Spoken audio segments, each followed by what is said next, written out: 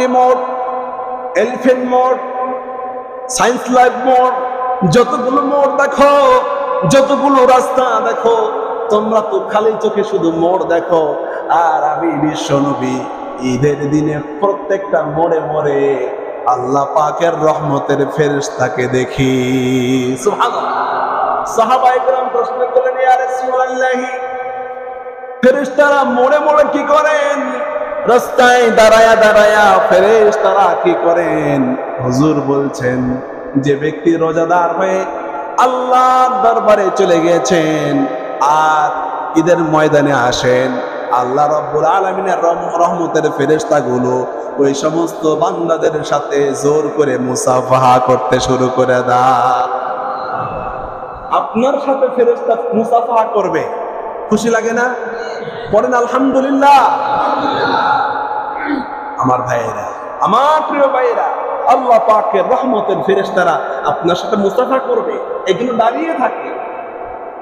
শুধু তাই না, ফেরেশতাগুলো বলে, ইলা রাব্বিল কারীম, যাও, দেরি করো না, মুসাফাহা তো করলাম, দেরি করো না, চলে যাও রব্বে কারীমের দরবারে।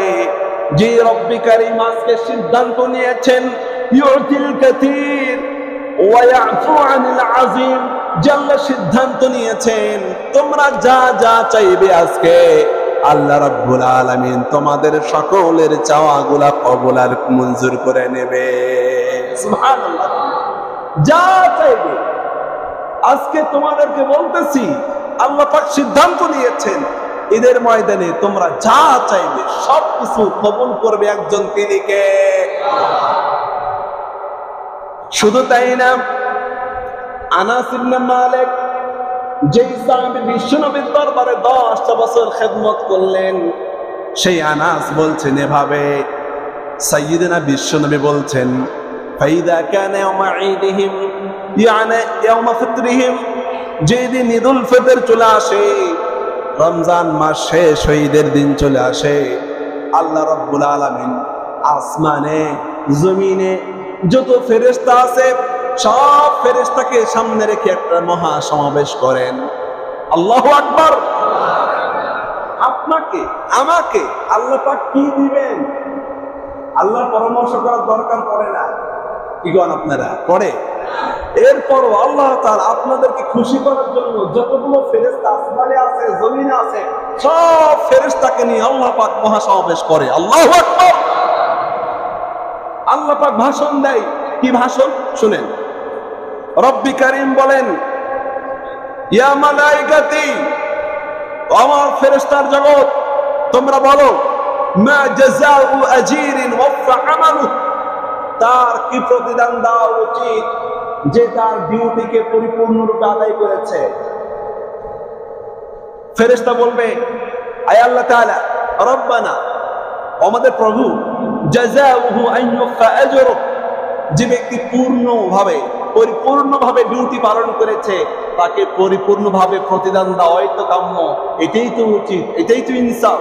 আল্লাহ বলেন, তাই তোমরা শুনে রাখো, ইয়া মালাইকাতি আবিদি ওয়া ইমাই কাদাউ ফরিরাতি আলাইহিম, আমি আমার মুসলমানদেরকে ডিউটি দিছিলাম 1 মাসের রোজা রাখার জন্য, তারা তো 1 মাসের রোজা রেখেছে।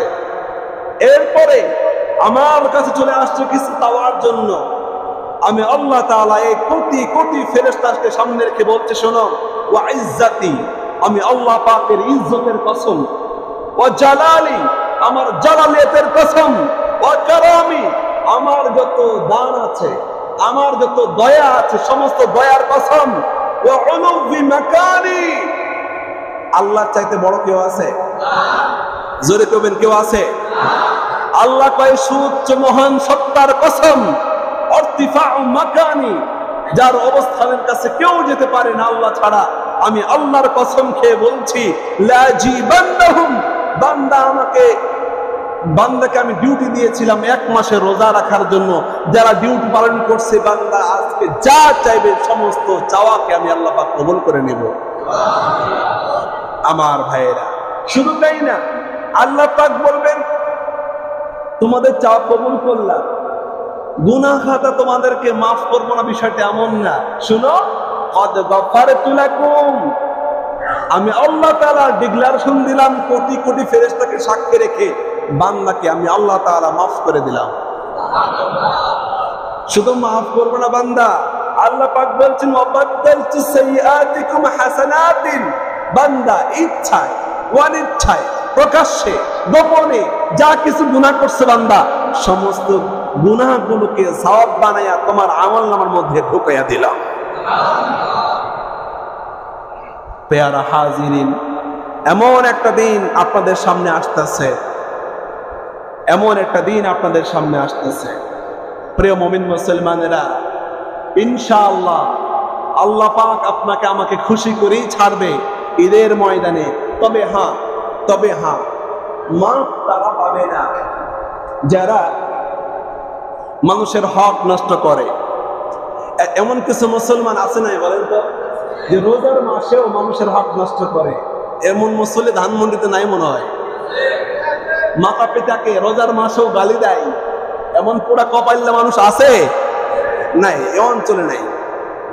আহা, ভালো করে মনে রাখুন, যারা কলমের খোঁচায় সরকারি অফিসে বসে মানুষের অধিকার নষ্ট করেছেন, ফাইল আটকাইয়া জম্মের মতো ঘুষ খেয়েছেন, তোর মতো ডাকাতকে আল্লাহ পাক এই দিনে মাফ করবে না, ঠিক কিনা?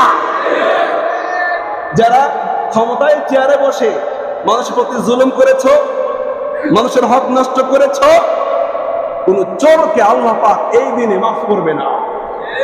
জোরে কাও না, ঠিক না বেঠিক? আর যারা বড় অফিসার হয়ে মাতা পিতাকে কষ্ট দাও রমজান মাসেও, তোর মতো আবু জাহেল মার্কা মুসলমানকে আল্লাহ পাক এই দিনও মাফ করবে না, ঠিক কিনা?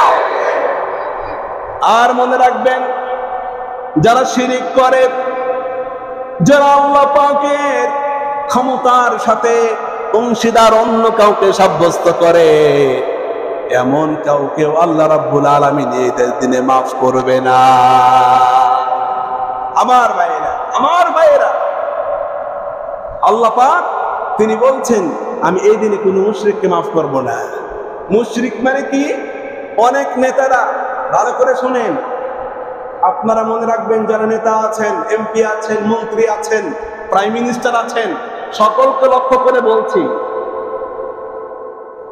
আপনারা মানুষের ভোটে নেতা হয়েছে, মানুষের সিলেকশনে ভোটে আপনারা নেতা হয়েছেন, মানুষ আপনাদেরকে নেতা মনে করে, ভালো কথা।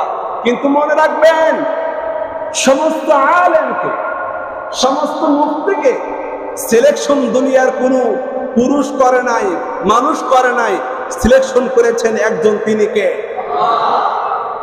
আল্লাহ পাকের সিলেকশনে আলেম হওয়া যায়। যে কেউ চাইলে আলেম হতে পারে না। এই জন্য রাসূল বলছেন আল উলামাউ ওয়ারাসাতুল আম্বিয়া, যারা উলামা এরা হলো আমার নবীর ওয়ারিস। আল্লাহু আকবার। সেই নবীর প্রতিনিধি হিসেবে বলছি, আল্লাহ পাকের খলিফা হিসেবে বলছি, যারা মানুষের প্রতি জুলুম করে, যারা মানুষের প্রতি জুলুম করে, যারা শিরিক করে, আর যারা বলে সকল ক্ষমতার উৎস জনগণ, এই সমস্ত যারা কথা বলে এরা মুশরিক, এদেরকে মাফ করা হবে না। কথা বলো, ঠিক না বেঠিক? প্রিয় ভাইরা আমার, কথা বলবো হিসাব নিকাশ করে বলবো। শিরকি মাথা কথা বললে আল্লাহ পাক এদিনও মাফ করবে না। প্রিয় ভাইরা আমার, ঈদের দিন আমাদের ডিউটি কি, সুন্নাহগুলা কি, আপনাদের সামনে শেয়ার করছি অল্প সময়ে। বেশি থেকে বেশি তাকবীর বলা পারবেন না ইনশাআল্লাহ? আল্লাহু আকবার, আল্লাহু আকবার, লা ইলাহা ইল্লাল্লাহ, আল্লাহু আকবার, আল্লাহু আকবার, ওয়ালিল্লাহিল হামদ। বলেন সবাই, আল্লাহু আকবার, আল্লাহু আকবার, লা ইলাহা ইল্লাল্লাহ, আল্লাহু আকবার, আল্লাহু আকবার, ওয়ালিল্লাহিল হামদ। এক নম্বর সুন্নাহ বেশি থেকে বেশি তাকবীর বলা। দুই নম্বর সুন্নাহ সাদকাতুল ফিতর, এটা ওয়াজিব, এটা সুন্নত কোনো বিষয় না, সবার উপরে সাদকাতুল ফিতর ওয়াজিব। এই জন্য সাদকাতুল ফিতর ঈদের ময়দানে যাওয়ার আগে আদায় করে দেওয়া পড়ি ইনশাআল্লাহ। জিজ্ঞাসা করতে পারেন হুজুর সাদকাতুল ফিতর কয় টাকা দিব? ইসলামী ফাউন্ডেশন থেকে ওরা নির্ধারণ করে রাখছে দাম সর্বনিম্ন 115 টাকা, প্রতিজনে 115 টাকা, আর সর্বোচ্চ 2970 টাকা, প্রায় 3000 টাকা। আপনাকে আমি বলবো আপনার সাধ্য অনুপাতে আপনি চাইলে আটা গম এর দামে সর্বনিম্নটা আপনি দিতে পারেন, বৈধ আছে। কিন্তু আপনাকে বলবো আপনি ধনাঢ্য ব্যক্তি, আপনার জন্য এই অল্প টাকা বানাই না। আল্লাহ পাক যেমন আপনাকে সাধ্য দিয়েছেন ওই সাধ্য অনুযায়ী দিতে হবে, আদেশটা করেছে কে? এই জন্য যাদের সাধ্য আছে প্রতিজনে 3000 টাকা প্রায় আসে, আমরা দেওয়ার চেষ্টা করব সাদকাতুল ফিতর। 3 নম্বরে সুন্নাহ হলো গোসল করা। গোসল করা হলো সুন্নাহ। এরপরে উত্তম পোশাক পরা। এমন নয় যে নতুন পোশাক পরতে হবে, মুসলমান নতুন পোশাক না হলেও পরিষ্কার পরিচ্ছন্ন পোশাক পরার দরকার আছে না নাই? এরপরে সুন্নাহ হলো 5 নম্বর সুগন্ধি ইউজ করা, আতর ইউজ করা। আতর তো এই জন্যই মাখবো কারণ একটু আগেই বললাম আপনাদের সাথে ফেরেশতারা মুসাফা করতে চায়। সুবহানাল্লাহ, ফেরেশতারা মুসাফা করতে চায় আপনাদের সাথে। আল্লাহু আকবার, আল্লাহু আকবার। এবং ঈদের ময়দানে যাওয়ার আগে মিষ্টি জাতীয় কোনো খাবার অ্যাকসেপ্ট করা, গ্রহণ করা। আল্লাহ তাআলা এই সমস্ত সুন্নাহগুলো আমল করার তৌফিক দান করেন। হযরত আনাস বলছেন নবী আলাইহিস সালাতু ওয়াস সালাম ঘর থেকে বের হতেন না ঈদের ময়দানে কোনো কিছু না খেয়ে। ঈদুল ফিতরের দিনে কোনো কিছু না খেয়ে তিনি ঘর থেকে বের হতেন না। হতে পারে একটা খেজুর খেতেন অথবা অন্য কোনো মিষ্টি জাতীয় কোনো কিছু খেতেন, বিশ্বনবী খেয়ে বের হতেন। 7 নম্বর সুন্নাহ হলো যে রাস্তা দিয়ে আপনি আসছেন ওই রাস্তা দিয়ে না গিয়ে বাসাতে অন্য রাস্তা গ্রহণ করা। এটা হলো বিশ্বনবীর দাইমান সুন্নাত। হযরত জাবের ইবনে আব্দুল্লাহ তিনি বলছেন ইদা কানা ইয়াউমা ঈদিহিম খালাফাত তারিক। বিশ্বনবী যখন ঈদের ময়দানে যেতেন, যেই রাস্তা দিয়ে যেতেন ওই রাস্তা দিয়ে আসতেন না, বরং অন্য রাস্তা ঘুরে বাসায় আসতেন। আল্লাহু আকবার। এই সুন্নাহ যেন আমল করতে পারি সেই তৌফিক আল্লাহ তুমি আমাদেরকে নসিব করো, পড়েন আমিন। এরপরে কিছু মানুষ পাওয়া যায়, আলহামদুলিল্লাহ আপনারা শিক্ষিত সমাজ, গ্রামগঞ্জ আমি দেখছি ঈদের নামাজ শেষ, এরপরে কিছু মুসল্লিকে ওই টাইনা ধরেও ঈদের ময়দানে রাখা যায় না। লুঙ্গি ধরলে মনে হয় থাকবে, খুতবা না শুনে দৌড় দেয়।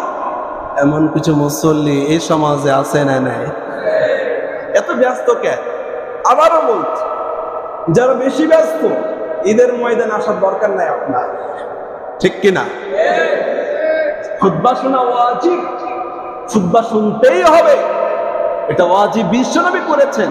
এই খুতবা বাদ দিয়া মুসলমান ঈদের ময়দান ত্যাগ করতে পারে না। আল্লাহ পাক সেই তৌফিক আমার মুসলিম জাতিকে দান করেন, পড়েন আমিন। প্রিয় মুমিন মুসলমানরা, শেষ সুন্নাহ হচ্ছে পরস্পরের সাথে মুসাফাহা করা, মুআনাকা করা। আল্লাহ তাআলা এই সমস্ত সুন্নাহগুলো যা বললাম আমল করার তৌফিক নসিব করেন। সবাই পড়তে হবে আমিন। পরস্পরের জন্য দোয়া করা, এটাও বিশ্বনবীর একটা সুন্নাহ। আর একটা সুন্নাহ হচ্ছে ফ্যামিলিকে নিয়ে বাসাতে গিয়া একটু দোয়া করবেন। সবাই পারবেন না ইনশাআল্লাহ? পারবেন ইনশাআল্লাহ। আল্লাহ পাক সকলকে আমল করার তৌফিক দান করেন, পড়েন আমিন। অত্র মসজিদের সভাপতি মহোদয় কিছু কথা বলবেন, আমরা একটু শুনি।